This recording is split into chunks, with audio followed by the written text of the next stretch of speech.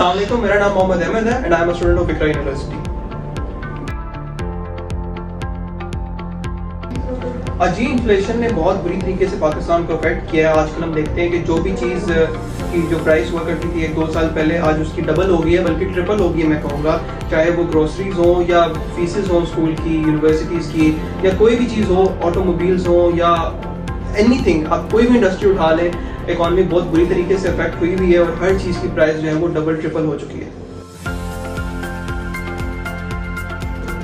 मेरे ख्याल में हमारे पास नई इंडस्ट्रीज या नई फर्म्स नहीं आ रही जिससे जॉब अपॉर्चुनिटी क्रिएट हो, बल्कि जो ऑलरेडी इंडस्ट्रीज लगी हुई हैं वो भी अब पाकिस्तान छोड़कर जा रही हैं। और हमारे पास बहुत ऐसी बड़ी एग्जांपल्स हैं, you know, like Toyota and other automobile industries and more over और भी सेक्टर्स में इस तरह की इंडस्ट्रीज हैं जो कि पाकिस्तान छोड़कर बाहर के मुल्क जा रही हैं। तो जब इंडस्ट्रीज ही नहीं रहेंगी तो employment I don't think so रहेगी। Well, in my opinion government जो है, जो प्रेजेंट गवर्नमेंट होती है, वो अपनी कोई स्कीम निकालती है, लाइक बेरोजगार स्कीम होगी या लैपटॉप की स्कीम्स निकालती है, जो कि आई थिंक पब्लिसिटी स्टंट होता है जस्ट टू टेक वोट्स, जिसका कोई लॉन्ग टर्म इफेक्ट नहीं होता। अगर होता तो आज हम भी इंडिया की तरह एक अच्छी इकॉनमी होते और हमारी यूथ जो है वो they would be doing wonders, जो कि नहीं हो रहा। तो दैट शोज अस कि ये सिर्फ एक वोट की स्ट्रैटेजी होती है। This does not have to do anything with a long term plan. अगर मैं मीडिया इंडस्ट्री की बात करूं तो there are some senior actors जो टैलेंट एजेंसीज खोल रहे हैं। टैलेंट एजेंसीज खोलने से ये होगा कि they will be searching for new faces like new actors हो जाएंगे, new video editors, photographers, DOPs, script writers and so on.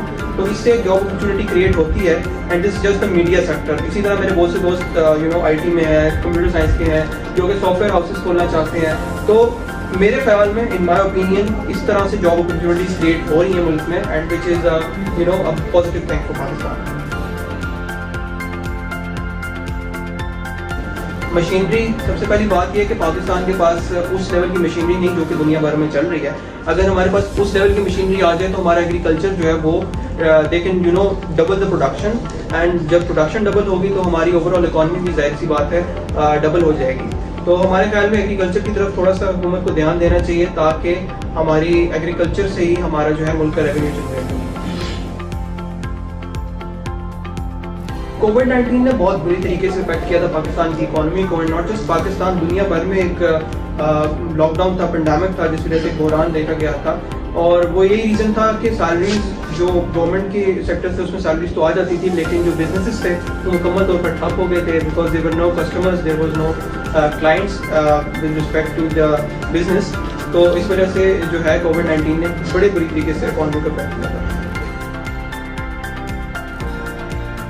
मेरे ख्याल में एक मेजर जो लिया गया है वो ये है कि अब फ्रीलांसर्स को बहुत ज़्यादा जो है रिकग्नाइज किया गया है, जो कि एक अच्छा स्टेप है टुवर्ड्स पाकिस्तान इकॉनमी, क्योंकि अब बैंक्स में फ्रीलांसर्स अकाउंट बन जाते हैं जिसमें 15 साल 14 साल के लड़के भी लड़कियां अपना जो है बैंक अकाउंट बना सकते हैं। तो इसका मतलब ये है कि फॉरेन रेवेन्यू यहाँ पाकिस्तान लेकर आएंगे, जिससे हमारी इकॉनमी ऑब्वियसली एक पॉजिटिव वे की तरफ जाएगी।